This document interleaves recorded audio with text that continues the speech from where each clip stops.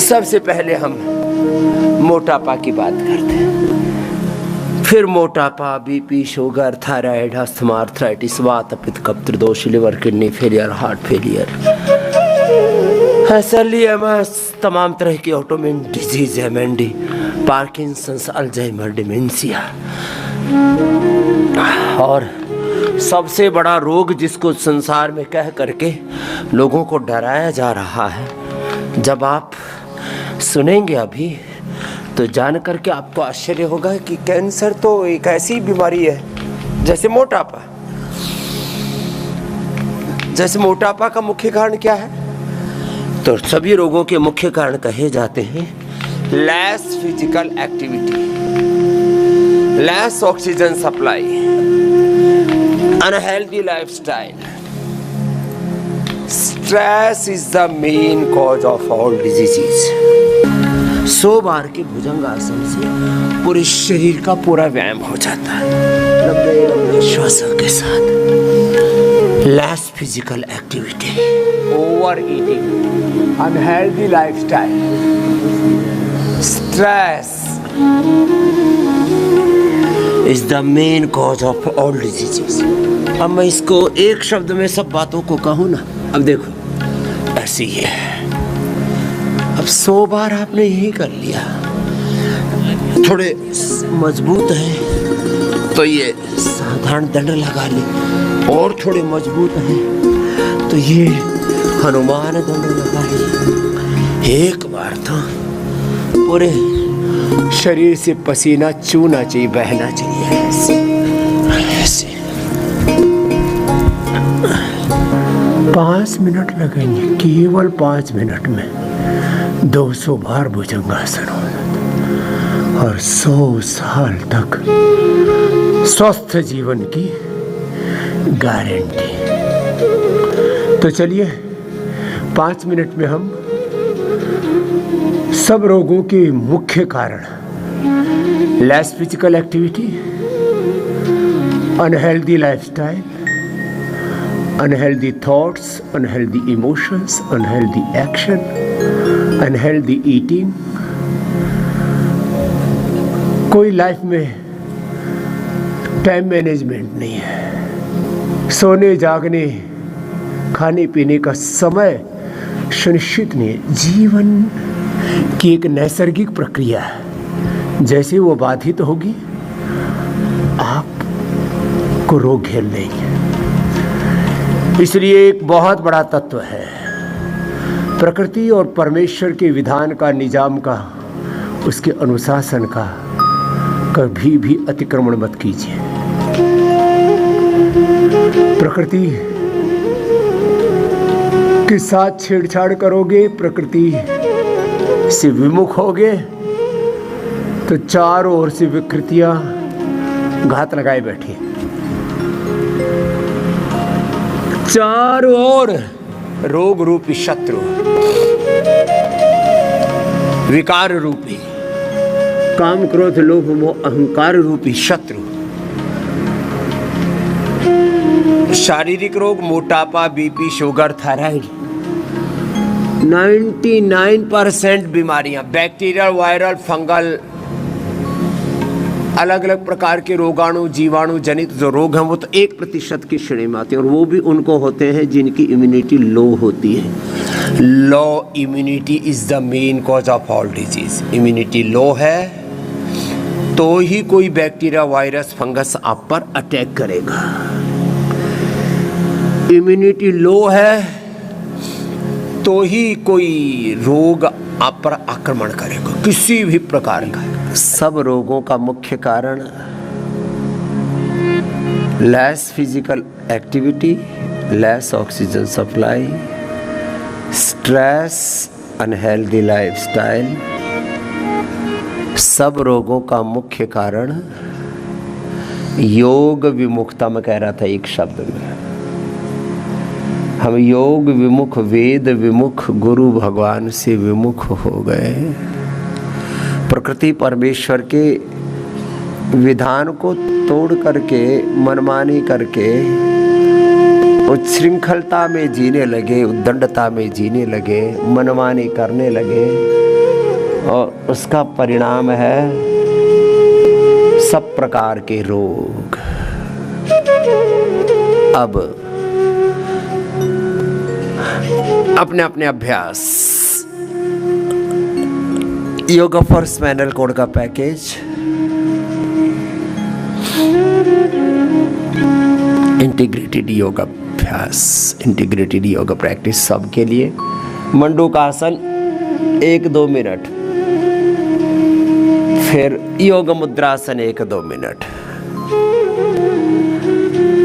फिर अर्धमत्स्येंद्रासन, वक्रासन, गोमुखासन 1-1, 2-2 मिनट करके फिर धीरे धीरे 10-10 मिनट का भी अभ्यास हो जाएगा। Liver, kidney failure, pancreas, thyroid, vata, पित्त, कफ दोष, गैस, कब्ज, acidity, stress, anxiety, depression, infertility, जितने भी मुख्य रोग हैं उनके लिए मंडूकासन से लेकर के गोमुखासन तक, और ये पवन मुक्तासन, उत्तान पादासन, नौकासन, पादांगुष्ठ नासा स्पर्शासन, सर्वांगासन, हलासन, शीर्षासन से लेकर के 5-10 अभ्यास है। एक अनुष्ठान की तरह अपना अपना योगाभ्यास कर लेना। अब मैं एक्सप्लेन कर रहा हूं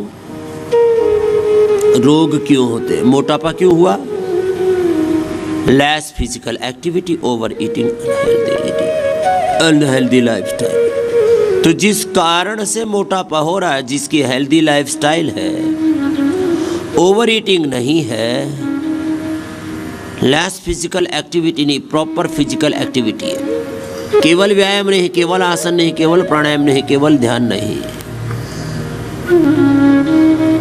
व्यायाम में भी सर्वांगीण व्यायाम, आसन में भी सर्वांगीण आसन, प्राणायाम में भी सर्वांगीण समग्र अभ्यास, integrated yoga practice, integrated exercise, integrated breathing, integrated meditation, integrated spiritual practices, integrated meditation,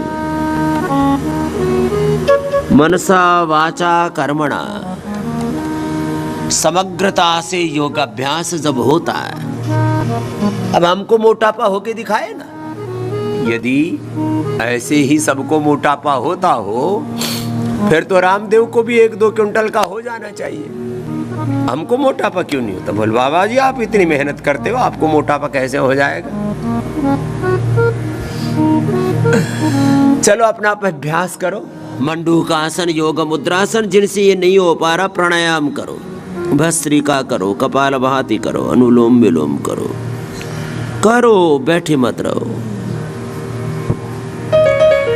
तो जैसे मुझे मोटापा नहीं होता, क्यों? मैं इतनी मेहनत करता हूँ, इतना पुरुषार्थ करता हूँ, उसमें भी पुरुषार्थ में भी समग्रता, integrated exercise, integrated yoga practice, integrated postures, integrated breathing, integrated meditation, integrated spiritual practices. तो मोटापा, अब देखो किसी को मोटा होना है तो क्या करे? व्यायाम छोड़ दे, उल्टा पुल्टा खाए, उल्टा पुल्टा जिए, तो पूरा मेटाबॉलिज्म गड़बड़ हो जाएगा, शरीर में मोटापा बढ़ेगा, इन्फ्लेमेशन बढ़ेगा, मोटापा के साथ फिर बीपी बढ़ेगा, शुगर बढ़ेगा, थायराइड की प्रॉब्लम बढ़ेगी, कोलेस्ट्रॉल बढ़ेगा, हार्ट अटैक होगा, कैंसर होगा, लिवर किडनी फेलियर होंगे, पूरा शरीर ही जर्जरित हो जाएगा, वात पित्त कफ त्रिदोष बढ़ेंगे। अब लो, जैसे मोटापा का मुख्य कारण मेटाबॉलिज्म का, वात पित्त कफ त्रिदोष का, एनाबॉलिज्म कैटाबॉलिज्म मेटाबॉलिज्म का गड़बड़ होना है। मोटापा का फिर एक कारण जेनेटिक भी होता है, उसको भी ठीक करते हो आप, अपने जीन्स का एक्सप्रेशन ठीक कर लो। म्यूटेशन की तरफ जीन्स कब जाएंगे? जब आप योग नहीं करेंगे। तो थायराइड के कारण से मोटापा हो गया, दवाइयों के कारण से, सिंथेटिक दवाएं खाई, स्टेरॉइड खाई, उससे मोटापा हो गया, हार्मोनल इम्बैलेंस के कारण से मोटापा हो गया। जिस कारण से मोटापा हो रहा है उसका निवारण कर लो। सामान्य कारण है मेहनत कम करना और खूब खाना खाना। राशन पर ध्यान ज़्यादा है, आसन पर कम है। भोजन पर ध्यान ज़्यादा है, भजन पर कम है। मामला गड़बड़ है। सारी दुनिया 8-10 बीमारियां जिनसे कि भाई ये हो गया तो मर ही जाएंगे। कैंसर, कैंसर सेल क्या है? शरीर की कोशिका को ही, जो शरीर में 37 ट्रिलियन सेल्स हैं, इनके का एक जीवन चक्र, एक काल चक्र, एक ऊर्जा चक्र है। इनका एक सेल डेथ प्रोग्राम है, वो बाधित हो गया तो एपोप्टोसिस गड़बड़ हो गया तो फिर शरीर के pre cancer cells post cancer cells में तब्दील हो जाते हैं। सभी रोग सबके शरीर में है। Each and every disease is present in every body. सब रोग सबके शरीर में है।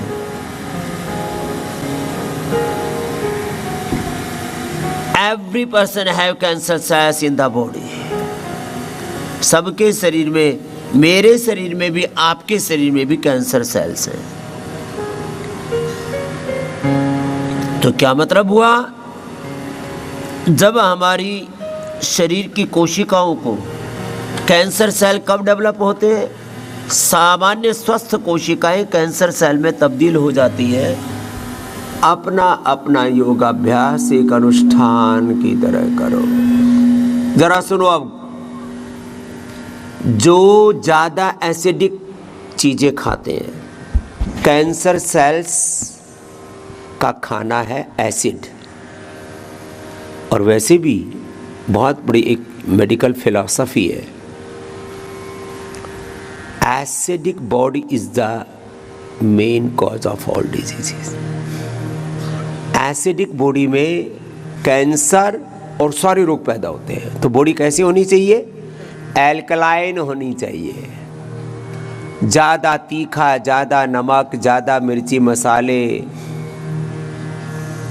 जंक फूड, फास्ट फूड, ये एसिडिक फूड है। और एसिडिक फूड से कैंसर पैदा होता है। एसिडिक फूड से वात, पित्त, कफ, त्रिदोष, inflammation. Inflammation is the main cause of all diseases. तो इन्फ्लेमेशन का, त्रिदोषों का, कैंसर का मुख्य कारण एसिड। एसिडिक बॉडी नहीं, एल्कलाइन बॉडी होनी चाहिए। बहुत ज़्यादा जो उल्टा पुल्टा खाते हैं, उल्टा पुल्टा सोचते हैं, जिनके जीवन में बहुत आक्रोश है, क्रोध है, प्रतिक्रिया है। देखो, बात बात में रिएक्शन, बात बात में एंगर, गुस्सा, बात बात में नेगेटिविटी, बिना ही बात के स्ट्रेस, एंजाइटी, डिप्रेशन, ये आपके भीतर एसिड को जन्म देता है। और वो जो एसिडिक बॉडी है, तो कैंसर सेल्स का खाना क्या बताया? एसिड। दूसरा है कार्बोहाइड्रेट। आप कहेंगे कार्बोहाइड्रेट के बिना तो फिर जिंदगी नहीं चलेगी। अनहेल्दी कार्बोहाइड्रेट जैसे चीनी, जैसे जितने भी जंक फूड है ये। और सबसे ज़्यादा अनहेल्दी कार्बोहाइड्रेट जहाँ चीनी में है, वहीं ये जो आजकल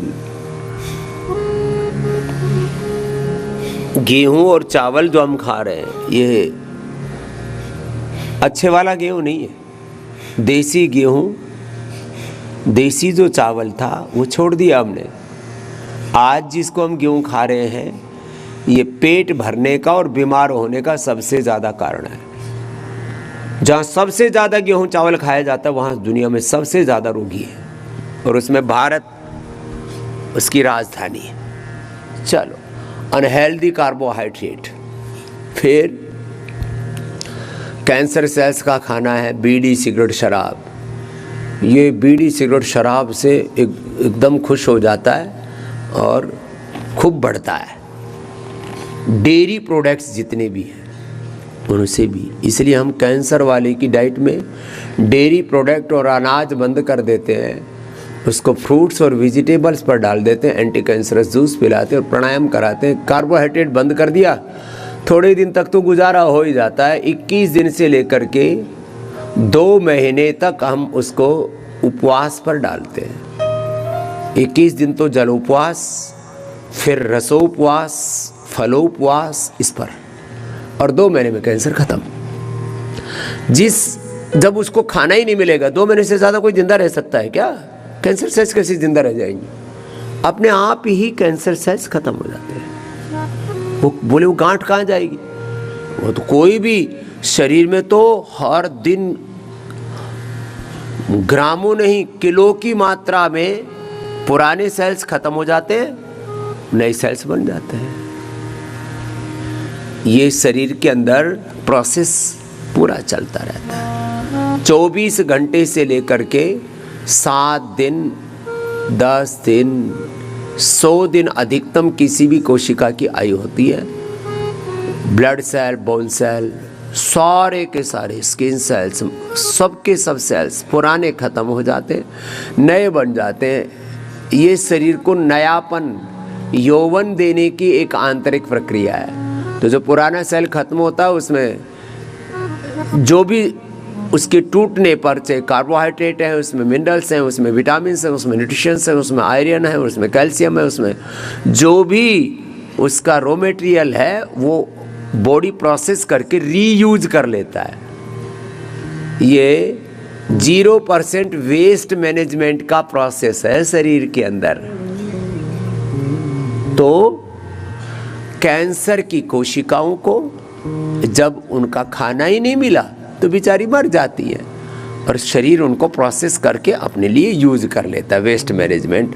इसको बोलते हैं ऑटोफैजी, माइटोफैजी। शरीर अपने आप को अपने आप संभाल लेता है। ओ शरीर की संरचना सबको पढ़नी चाहिए, कोई मेडिकल साइंस पढ़ा हुआ हो ना पढ़ा हो, सबको शरीर विज्ञान का सामान्य बोध अवश्य होना चाहिए। इसलिए मैं योग कराते कराते ये एनाबॉलिज्म, मेटाबॉलिज्म, कैटाबॉलिज्म क्या है, फिजियोलॉजी क्या है, बायोकेमिस्ट्री क्या है,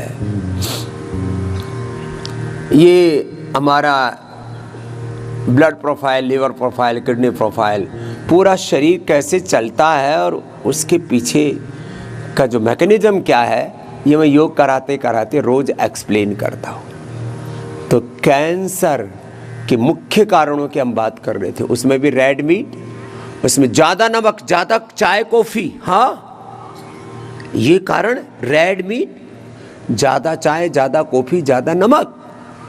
और एक बात, ये तो पूरे विश्व में इसके लिए कम से कम पिछले 50 वर्षों से गहन अनुसंधान चल रहा है। Low immunity is the main cause of all diseases. High salt intake, red meat, high carbohydrate, unhealthy carbohydrate,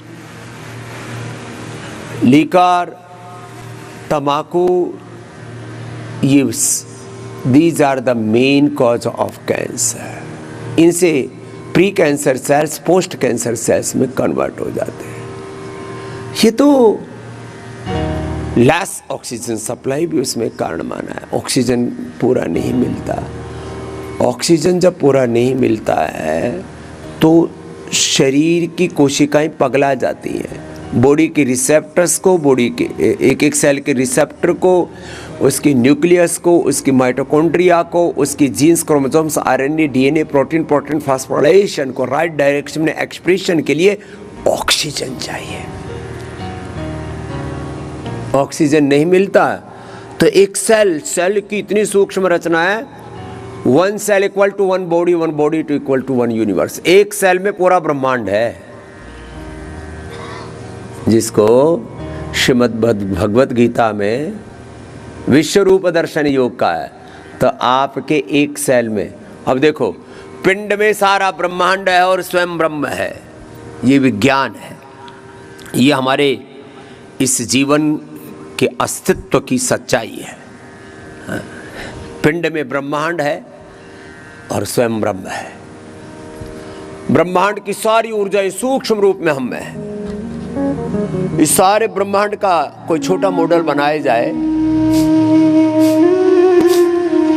तो ये पिंड बने। इस पिंड का भी आधार एक छोटी कोशिका है। एक कोशिका में सारे शरीर के रहस्य सन्निहित है। जिसने एक कोशिका के रहस्य को जान लिया, एक सेल के स्ट्रक्चर को, कैरेक्टर को पहचान लिया, वो फिर और उसको सही डायरेक्शन में मोड़ लिया, वो जीवन में कभी रोगी दुखी दरिद्र हो ही नहीं सकता। चलो ये तो थोड़ी सूक्ष्मता में चला गया मैं। एक एक सेल के genes, chromosomes, RNA, DNA, protein, phosphorylation को राइट डायरेक्शन में एक्सप्रेस करते हैं, ये योग। और इसमें म्यूटेशन कब आता है? म्यूटेशन आता है जब आप योग नहीं करते। तो योग युक्त आहार, विचार, वाणी, व्यवहार, स्वभाव, योग और योग युक्त आहार, विचार, वाणी, व्यवहार, स्वभाव, संबंध आचरण में नहीं जीते। योग और योग युक्त आचरण, यही स्वस्थ जीवन का आधार है। ऐसे हर दिन एक जीवन का अनुशासन बना लो। सुबह सुबह योग करना है, बस एक बात से फिर बाकी बात सारी सध जाएगी। अभी मैं रोगों का कारण बता रहा था, सब अब देखो 10-15 बड़ी बीमारी, मोटापा का जैसे मैंने बताया, कैंसर का बताया, हार्ट की डिजीज का क्या कारण है? हार्ट में ब्लॉकेज आ गए, ब्रेन में स्ट्रोक आ गया, आदमी मर गया। जो योग करेगा उसका खून गाढ़ा होगा ही नहीं, कोई क्लोट आएगा ही नहीं। 1 घंटा योग कर लो, जिंदगी में कभी ब्रेन स्ट्रोक, हार्ट अटैक नहीं आ सकता। फिर किसी को कोई बीच में बखेड़ा हुआ है, ज़्यादा कोई वैक्सीनेशन ली है, कोई सिंथेटिक दवाएं ली हैं, तो शरीर की जीवनीय ऊर्जा खंडित बाधित हो जाती है, तो थोड़ा गोधन अर्क रोज पी लिया करो। जो गोधन अर्क पिएगा जिंदगी में कभी उसको हार्ट अटैक, ब्रेन स्ट्रोक नहीं आएगा, कभी उसका कोलेस्ट्रॉल नहीं बढ़ेगा, उसको कोई ब्लड थिनर नहीं लेना पड़ेगा, कभी उसको कैंसर नहीं होगा, लीवर किडनी फेलियर नहीं होगा, शरीर में टॉक्सिन्स, इन्फ्लेमेशन जमा ही नहीं होंगे। गोधन अर्क पी लिया करो 1 चम्मच। इसमें क्या जाता है? 1 चम्मच गोधन अर्क पी लो, अंदर की सारी धुलाई सफाई। देखो अब छोटी सी बात है, इतनी छोटी छोटी बातों का तो ध्यान रखो। थायराइड क्यों हो रहा है? क्योंकि तुमने गले की एक्सरसाइज ही नहीं की कभी। अपना और दूसरों का गला काटते रहते हो, फाड़ते रहते हो। गला फाड़ कार्यक्रम चलता रहता है, एक दूसरे को कोसते रहते हो सुबह से ही। गले की एक्सरसाइज है उज्जाई, गले की एक्सरसाइज है सर्वांगासन, हलासन, मत्स्यासन, उष्ट्रासन।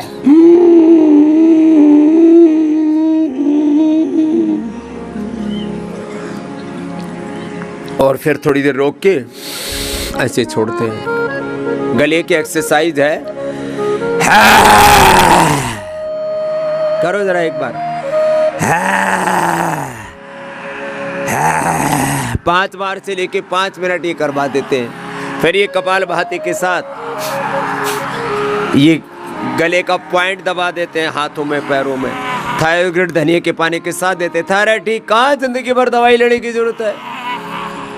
पागलपन में दवाई खाए जा रहे हैं थायराइड की, बीपी की दवा खा रहे हैं। अरे बीपी तो मन के सहज होने से एक क्षण में नॉर्मल हो जाता है। मन में उथल पुथल है, उधेड़ बुन आपा धापी, खींचा ताण, मार धाड़ मची हुई है, और कहता बीपी ठीक नहीं है। अरे बीपी कैसे ठीक होगा? हर समय पगलाया हुआ है, भोराया हुआ है। हमारा बीपी तो कई बार इतना नीचे चला जाता है, जब ध्यान करते हैं तो हमारा नीचे आ जाता है 60, ऊपर का आ जाता है 80-90। ऐसे हमारा नॉर्मल ही रहता है 110 और 70। अभी चेक कर लो, अभी भी इतना ही मिलेगा। हमारे हार्ट की पल्स रेट रहती है 60, बढ़ती ही नहीं और यहाँ रुकती ही नहीं, बढ़ी जा रही है। बोले बाबा जी पल्पिटेशन बहुत आई है, बाबा जी मर जाएंगे। अरे क्यों मर जाएगा? थोड़ा शांत हो जा बाबू। देखो पगला रहा है, उबला रहा है। क्या करे बाबा जी, बड़े परेशान है, घर में बड़ी जिम्मेदारी है। मैंने कहा हमको गैर जिम्मेदार है, तू जिम्मेदार है। तू 2-4 कच्चे बच्चे पालता है तो तू ऊपर नीचे हो रहा है। यहाँ देख, लाखों का जीवन चल रहा है, लाखों को रोजगार मिल रहा है, लाखों को स्वास्थ्य मिल रहा है, लाखों का उपचार हो रहा है, उपकार हो रहा है, उद्धार हो रहा है, और कोई चिंता नहीं। जीना सीखो, उथल पुथल नहीं, काम पूरा करो। योग करते करते मेरे कई रूप देखते हो तुम। कभी मैं बहुत जोश से, जुनून से बोलता हूँ, उत्साह से भरता हूँ तुम्हें, फिर तुम्हें शांत कर देता हूँ। बोले बाबा जी ऐसा जीना आ जाए तो फिर बीपी कहाँ? मैं तो लोगों को एक नजर उन पर डालता हूँ और बीपी नॉर्मल हो जाता है, स्ट्रेस भाग जाता है, डिप्रेशन भाग जाता है। हाँ? बोले बाबा जी आपको तो देखते ही मेरा डिप्रेशन चला गया। अब लोग बच्चे आते हैं, छोटे छोटे बच्चे, बोलो बाबा जी 10वीं 12वीं में बच्चा पढ़ रहा है, कंपटीशन की तैयारी कर रहा है, इसको ओसीडी हो गई। अरे मैंने कहा बच्चे तू तो ईश्वर की संतान है, तू रामकृष्ण का वंशधर है, तू शिव का उपासक है, शिवो हम आत्मा हम। हाँ बोले बाबा जी मैं वही हूँ। मैंने कहा तू वही है? बोले मैं तो अपने आप को ऐसे ही तेलूराम घासूराम पासूराम माने बैठा था। अरे धासूराम कहाँ पगलाया हुआ है, मास्टर है। देखो हम खेत में हल भी चलाते हैं, हम योग आयुर्वेद और सनातन धर्म का इतना बड़ा आंदोलन भी चला रहे हैं। ये तो हम फकीर हैं, हमको वजीर बनने की इच्छा नहीं, लेकिन ये सब कुछ करते हुए एकदम निश्चिंत रहते हैं, कोई चिंता नहीं। अपना काम पूरा करेंगे पूर्ण ज्ञान से, पूर्ण भक्ति से, पूर्ण पुरुषार्थ से। बाकी सब संभालने वाला तो एक परमेश्वर है। अरे जीवन उसने दिया, सांसें वो दे रहा है, तो क्यों पगलाया हुआ है? अपना काम पूरा करो, बाकी सब प्रभु। बीपी ठीक, फिर मुक्तावटी ले लो थोड़ा। बीपी कोई बीमारी नहीं, ये शुगर, ये तो पेनक्रियाज में थोड़ी उथल पुथल हो गई प्राणायाम से, फिर जो हमारे शरीर के सेल्स उनके रिसेप्टर्स में थोड़ा गड़बड़ी आ गई, ठीक हो जाए। स्ट्रेस ठीक हो, शुगर ठीक कर देते हम, इंसुलिन बंद, दवा बंद। लो वात पित्त कफ त्रिदोष, सब बीमारियों का, जिस कारण से बीमारी होती है उसका निवारण कर देते हैं। दुनिया ऐसे ही पगलाई हुई है, घर से ऑफिस, ऑफिस से घर, फैक्ट्री, बस इसी में ही। कैदी में और तुम में कोई फर्क नहीं है। जो जेल में रहते हैं ना लोग, बस उनके लिए थोड़ी कोठरी छोटी होती है, तुम्हारी कोठरी थोड़ी सी बड़ी है। तुमने सबने अपने आप को बंदिशों में बांधा हुआ है, कोई बंदिश नहीं। पूर्ण आजादी के साथ, पूर्ण स्वाधीनता के साथ, उच्छृंखलता उद्दंडता के साथ नहीं, हम पूर्ण आजाद हैं। तुम आजाद कहाँ हो? तुम तो गुलाम हो। किसके? कोई औरत का गुलाम, कोई मर्द की गुलाम। हाँ आपस में एक दूसरे की गुलामी है, और वो भी किसके गुलाम? रंग के रूप के गुलाम। इसका बाल अच्छा, इसकी गाल अच्छे है, इसमें जवानी उमड़ रही है, तूने जवानी पे पानी फेर दिया बावड़े, क्यों पगला रहा है? हम गुलाम हैं रंग के रूप के, चमड़ी के दमड़ी के। हम गुलाम हैं, जरा सी जलेबी गोल गोल आए और ये परिक्रमा करने लगता है। हम गुलाम हैं रसना के, वासना के। आजाद कहाँ हैं हम? गुलाम है, पराधीन है। चलो कपाल भाती करो, सारे पॉइंट दबा लो ऐसे। ये आँख का, ये कान का, ये हार्ट का, ये पेनक्रियाज का, ये किडनी का, ये थायराइड का, ये पेट का, ये बवासीर का, ये कमर का, सब पॉइंट। हम गुलाम हैं छोटी छोटी खाने पीने की चीजों के। खाना हमको, हम खाने को नहीं खाते, खाना हमको खा रहा है, नमक हमको खा रहा है।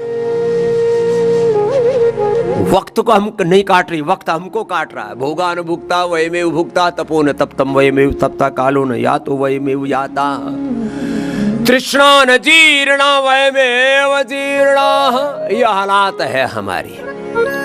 अरे काम करो, अपना मस्त रहो ना, और जितना जो खाना उतना ही खाना। कुछ इतना खा लेते हैं, फिर खा के उल्टी करते हैं, बावड़े कहीं के। खा के उल्टी करते हैं, फिर खा के पेट अब में अफरा जाता है, कब्ज हो जाता है, गैस बन जाती। क्यों खाया इतना? थोड़ा खा लेता। बोला मन पे काबू नहीं, संयम नहीं। बावड़े, मन पे संयम रख। तो आज से एक बात ध्यान रखो, गुलामी नहीं करनी। सब लोग नारा तो देते हैं, we want freedom, we want justice. ना हम जस्टिस करते अपने साथ, अपने शरीर इंद्रियों मन के साथ, काम ने न्याय किया, अपने साथ अन्याय करते हैं, क्रूरता जुल्म ज्यादती करते हैं, नाइंसाफी करते हैं। और आजादी तो है ही नहीं, बर्बादी है। आजाद तो हम हैं। न चमड़ी की गुलामी, न दमड़ी की गुलामी, न किसी व्यक्ति की गुलामी, न सत्ता की गुलामी, न संपत्ति की गुलामी। अपना काम किए जा रहे हैं और जो प्रभु दे रहे हैं वो भी सबको दिए जा रहे हैं। भगवान देता है, सब कुछ देता है।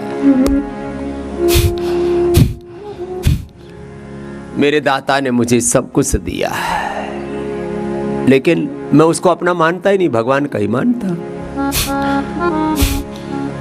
तुम्हें बड़ी मुश्किल से 1-2 बच्चे पैदा होते हैं, बड़ी मुश्किल से पलते हैं और फिर पंछी उड़ जाते हैं।